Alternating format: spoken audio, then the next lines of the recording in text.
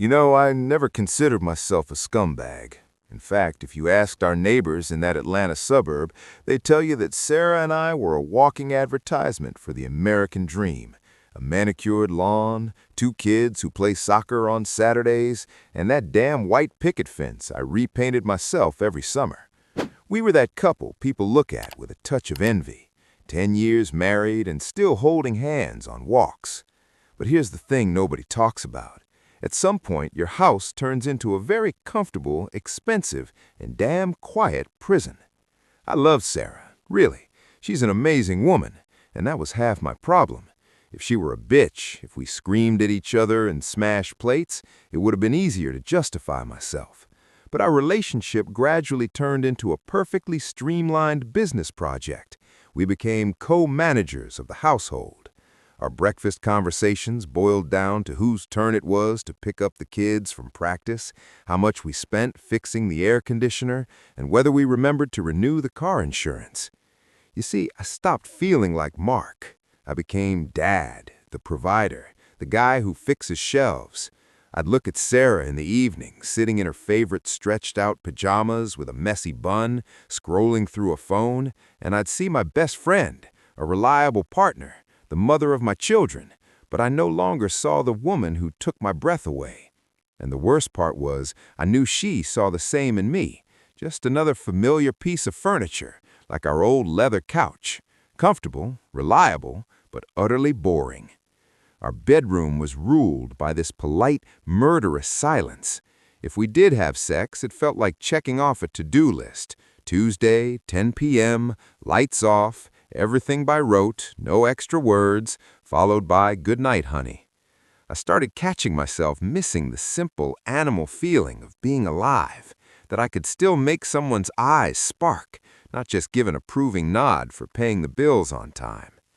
This feeling is like slow corrosion. It eats away at you from the inside while you smile at the neighbor's barbecue.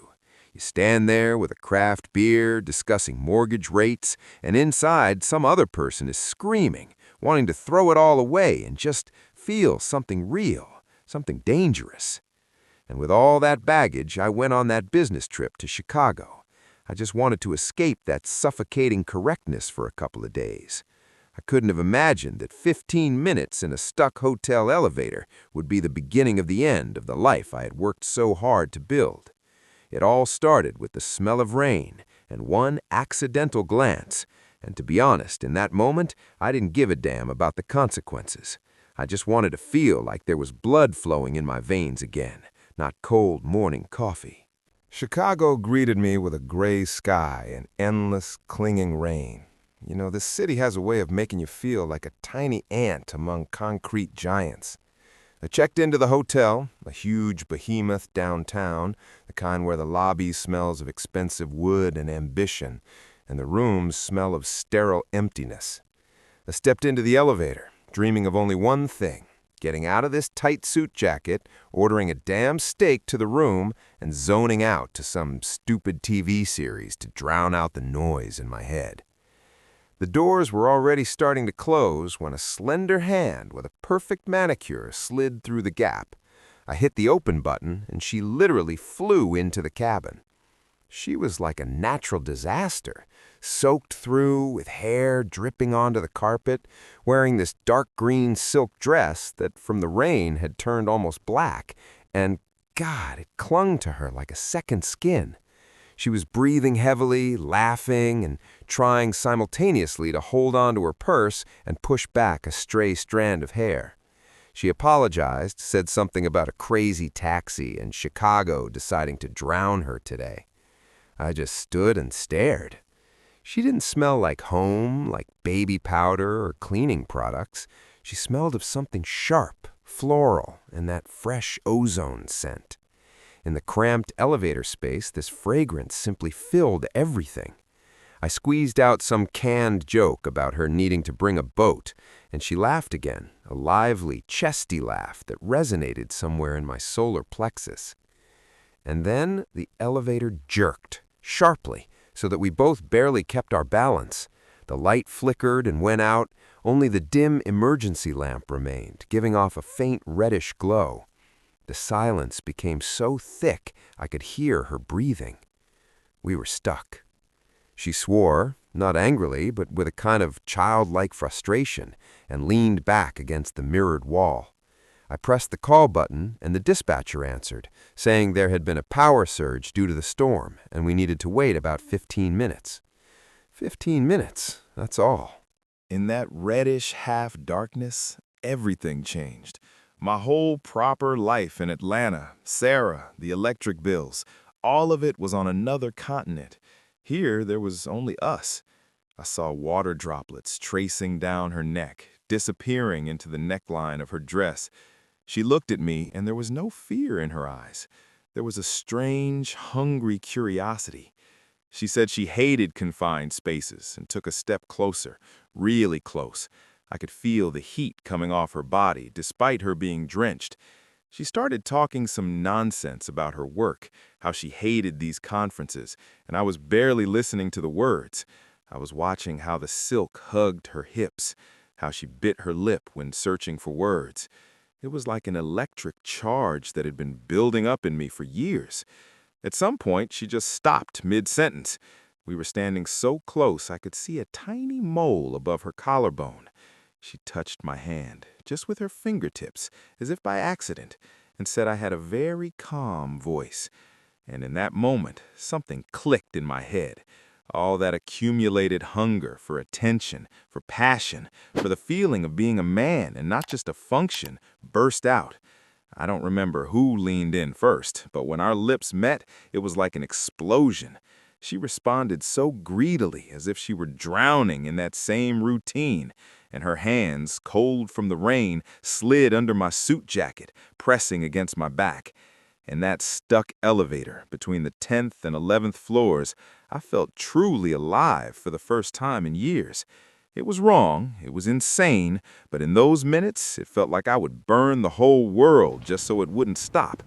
When the elevator suddenly jerked and the lights came back on, we sprang apart, breathing heavily.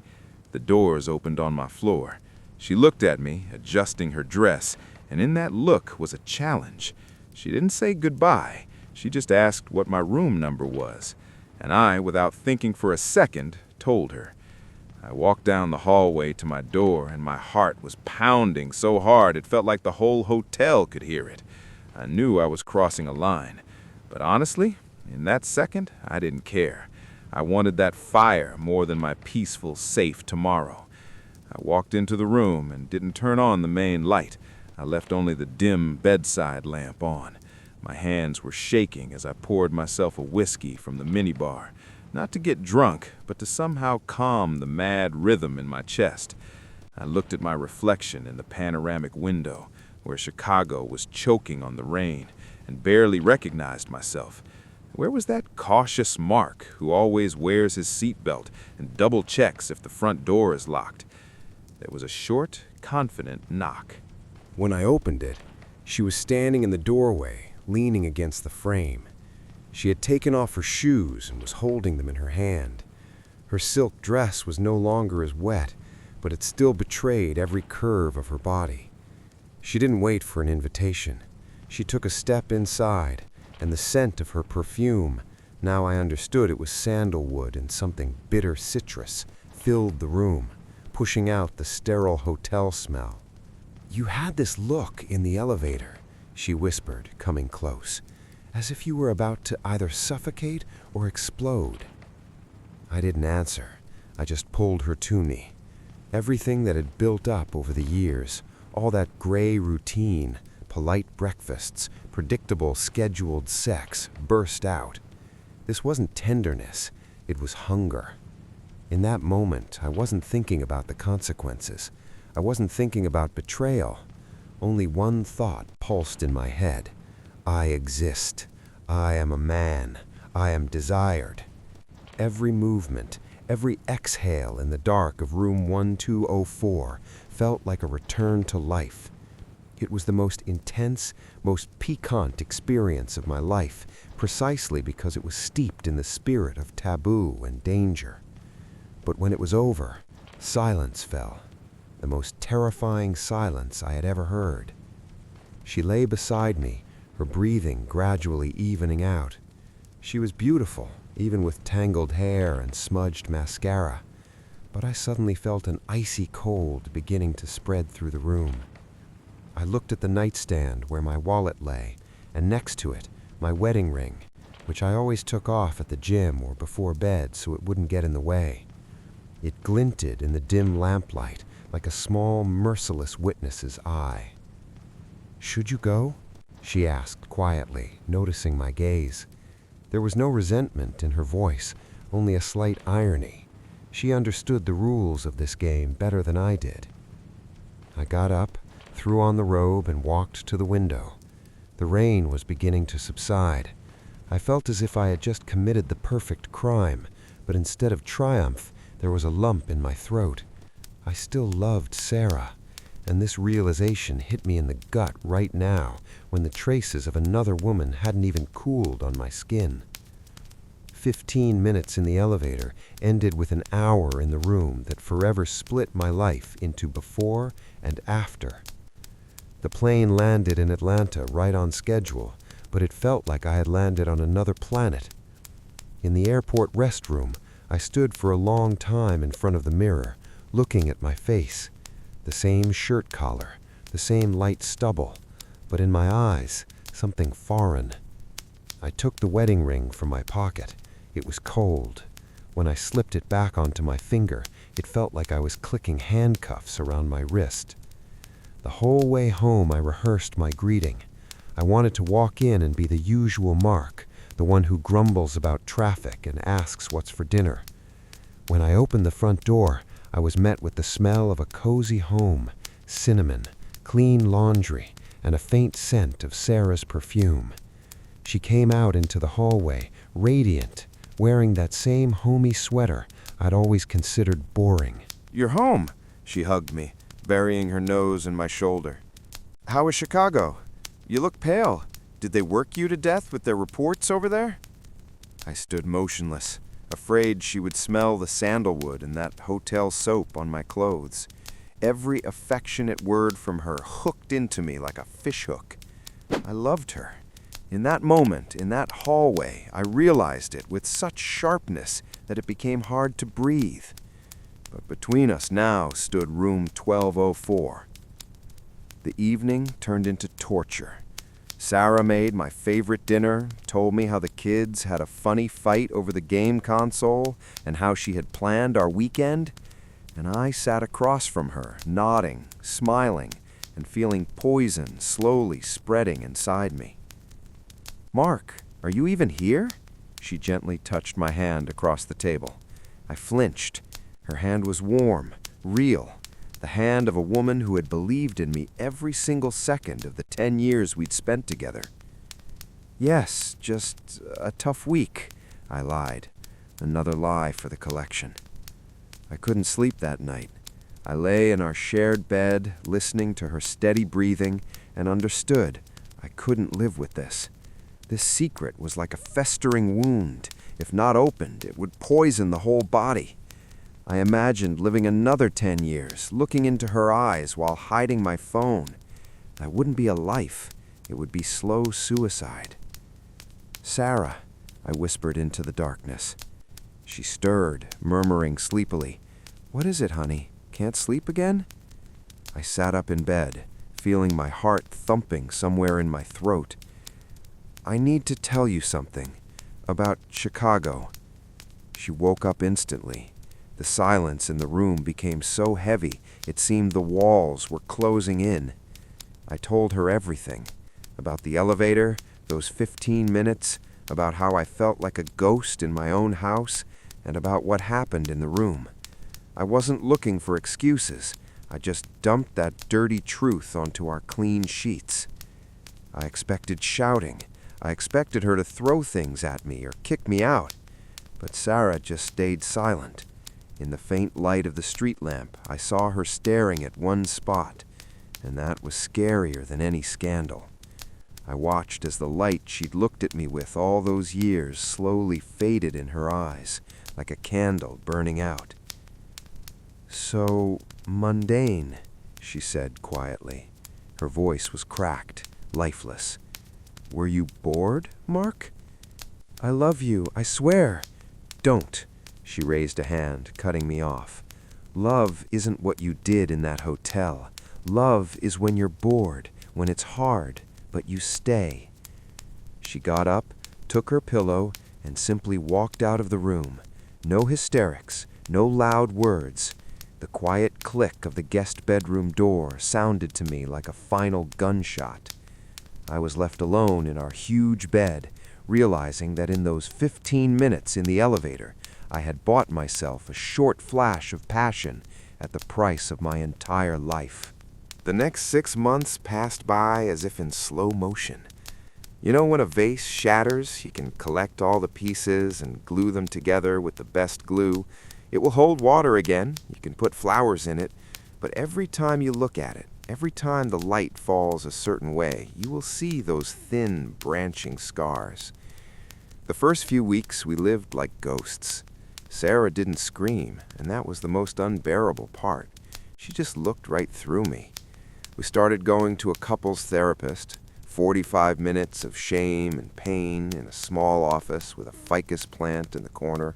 I talked about routine, about losing myself, and she was silent, until one day she uttered a sentence that burned into my mind. You were looking for a spark, Mark, but you burned down our home. You thought boredom was the death of love, but boredom was our peace, our safety, which you traded for 15 minutes of adrenaline. I did everything. I deleted all social media, I gave her all my passwords, I video called her from every business trip. Not because she demanded control, she didn't ask for anything. I wanted to prove to her and myself that I was here, that I chose her. Forgiveness didn't come in one moment. It happened on an ordinary rainy evening, 7 months later. I was fixing a shelf in the kitchen, that same one that had been on the to-do list for years, and Sarah was standing nearby, handing me screws. Our fingers accidentally touched. Before, I wouldn't even have noticed, but this time I froze. She didn't pull her hand away. She looked at me. There was still sadness in her eyes, but that icy cold finally began to thaw.